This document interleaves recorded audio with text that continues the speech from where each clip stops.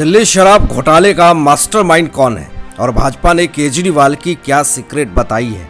सूत्रों से पक्की खबर आई है कि केजरीवाल कब तक जेल की हवा खाएगा।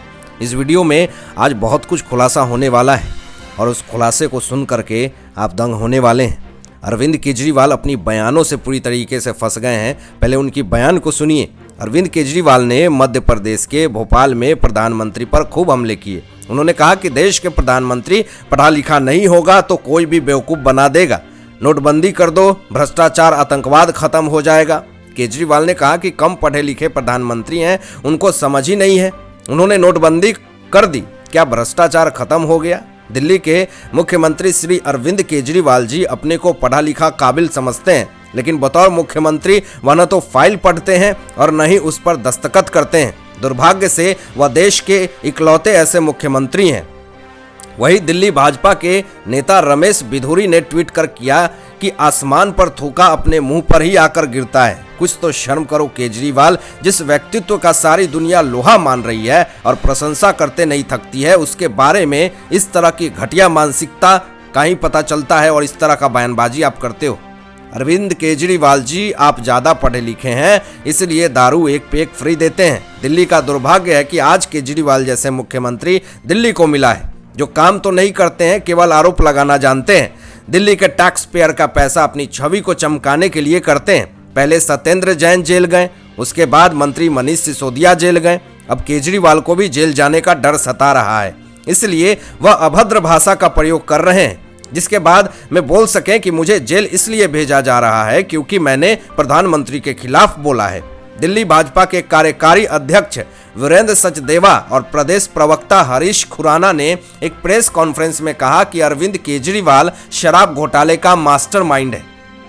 ये बहुत बड़ा खुलासा कर दिया है वीरेंद्र सचदेवा ने, और वो इस जांच से बच नहीं सकते हैं। साथ ही उन्होंने यह भी कहा कि हम 3 महीने से केजरीवाल सरकार से शराब नीति पर सवाल पूछ रहे हैं और वह जवाब न देकर के सवालों को टाल रहे हैं। भाजपा ने केजरीवाल सरकार से ईडी की रिपोर्ट को लेकर के नए 4 सवाल पूछे हैं। साथ ही कहा है कि अरविंद केजरीवाल और सांसद संजय सिंह की भूमिका की भी जांच होनी चाहिए। इसके साथ ही बीजेपी ने दिल्ली के सीएम अरविंद केजरीवाल पर विपक्ष के साथ मिलकर बेचारा पॉलिटिक्स खेलने का आरोप लगाया है। वीरेंद्र सचदेवा ने ईडी की चार्जशीट का हवाला देते हुए केजरीवाल से 4 सवाल पूछे हैं और मैं दावा कर सकता हूं कि उन चारों सवाल का जवाब अरविंद केजरीवाल के पास नहीं है। वीरेंद्र सचदेवा ने सवाल किया और कहा कि केजरीवाल ने होलसेल बिजनेस प्राइवेट लिमिटेड हाथों में क्यों दिया, जबकि शराब नीति की कमेटी की ओर से प्रस्ताव रखा गया था कि सरकार होलसेल बिजनेस को अपने हाथों में रखे। जब एक्सपोर्ट कमेटी की ओर से प्रस्ताव में कमीशन 5% थी तो केजरीवाल ने बिना अप्रूवल के ही इसको 12% क्यों किया, जबकि यह सब अरविंद केजरीवाल के कहने पर उनके घर पर हुआ। उन्होंने कहा कि यह मनीष सिसोदिया के पीए ने ईडी को दिए अपने बयान में बताया है। सचदेवा ने सवाल किया है कि तेलंगाना के सीएम की बेटी के कविता का कहना है कि उनका शराब घोटाले से कोई लेना देना नहीं है, लेकिन वो यह नहीं बता रही हैं कि उनके विजय नैयर, अरुण पिल्लई, बुच्ची बाबू और दिनेश अरोड़ा से क्या संबंध है। उन्होंने आज तक इसके साथ खंडन नहीं किया है कि उनका क्या संबंध है इन लोगों से। हरीश खुराना ने कहा कि ईडी की जांच रिपोर्ट में आप सांसद संजय सिंह का भी नाम सामने आया है। दिनेश अरोड़ा ने खुद अपने बयान में कहा कि संजय सिंह ने खुद कॉल करके कहा था कि दिल्ली में चुनाव आने वाला है और आम आदमी पार्टी को फंड की आवश्यकता है। इसके बाद रेस्टोरेंट की टाइमिंग 3 बजे तक बढ़ाने की बात कही। उन्होंने कहा कि संजय सिंह ने पैसे लेकर यह काम किया।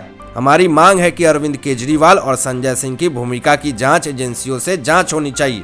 अब इस बीच में अनुराग ठाकुर भी आ गए हैं और आरोप प्रत्यारोप का खेल चल रहा है और उन्होंने उप मुख्यमंत्री जो पूर्व हो चुके हैं मनीष सिसोदिया पे कुछ बड़े बड़े आरोप लगाए हैं। अब वो आरोप क्या लगाए हैं जरा सुनिए। उन्होंने आरोप लगाए हैं कि मनीष सिसोदिया मुख्य आरोपी हो सकते हैं, लेकिन केजरीवाल इस मामले में सरगना है। अनुराग ठाकुर ने सवाल किया कि अरविंद केजरीवाल और विजय नैयर के बीच क्या संबंध है, क्या नैयर की मौजूदगी में आबकारी नीति बनाई गई? सिसोदिया मुख्य आरोपी हो सकते हैं, लेकिन केजरीवाल सरगना है। अब ईडी के अनुसार इस मामले में गिरफ्तार किए गए आम आदमी पार्टी के पदाधिकारी नैयर के पास कथित तौर पे शराब के गिरोह की ओर से रिश्वत पहुंचाई गई थी। अनुराग ठाकुर ने अरविंद केजरीवाल पे हमला बोला। उन्होंने कहा कि अरविंद केजरीवाल दिल्ली शराब घोटाले के किंगपिन हैं। अरविंद केजरीवाल बताएं भी का सच क्या है, भी किसका नाम है, ये कौन भी है जिसे पैसे चाहिए? क्या एक्साइज पॉलिसी के किंगपिन से ये बताएंगे? क्या अरविंद केजरीवाल जी बताएंगे या कविता जी बताएंगे कि यह भी कौन है?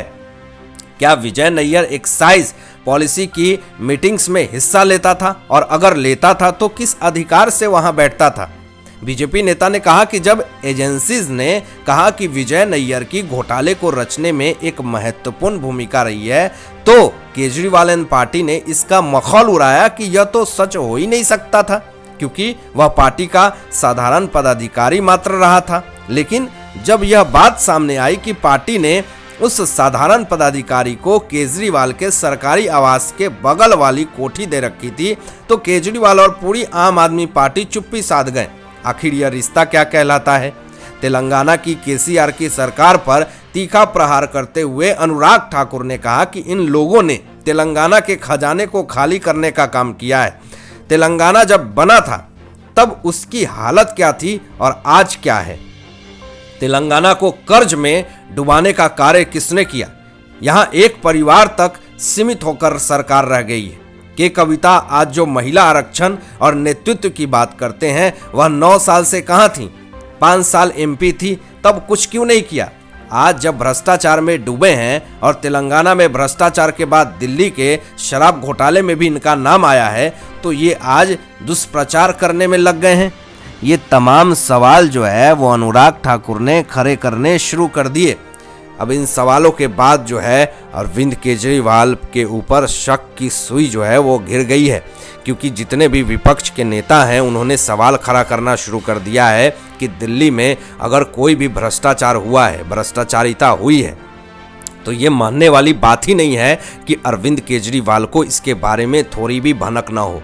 जो भी भ्रष्टाचारिता फैली है, शराब घोटाला हुआ है या फिर शिक्षा में घोटाला हुआ है, एक मंत्री को आपने 18 मंत्रालय दे दिया, मतलब ताकि सारा घोटाला अपने जेब में ही जाए। और इतनी चालाकी से, इतनी नटवर लाल जो ये पूरा गेम खेल रहा था, क्योंकि किसी भी दस्तखत नहीं करता था कागज पे, उनको पता था कि मैं फंस जाऊंगा, तो इसलिए वो सब चीज़ों से दूरी बना करके रखते थे। और आज पूरी तरीके से ये सेफ गेम प्लान खेल रहे हैं। लेकिन कहते हैं कि अगर जो भी विपक्ष सवाल खड़े कर रही है कि अगर दिल्ली में कुछ भी घोटाला हुआ, इतने हजारों करोड़ का घोटाला हुआ, 1-2 रुपए की घोटाला की बात नहीं कर रहा हूं, तो इतना बड़ा घोटाला अरविंद केजरीवाल के नज़र के सामने हुआ है। और ये मानने वाली बात ही नहीं है कि अरविंद केजरीवाल को इस बारे में थोड़ी भी भनक ना हो, थोड़ी भी पता ना हो। तो इसलिए अब अरविंद केजरीवाल की भी समस्याएं जो है वो पूरी तरीके से बढ़ने वाली है।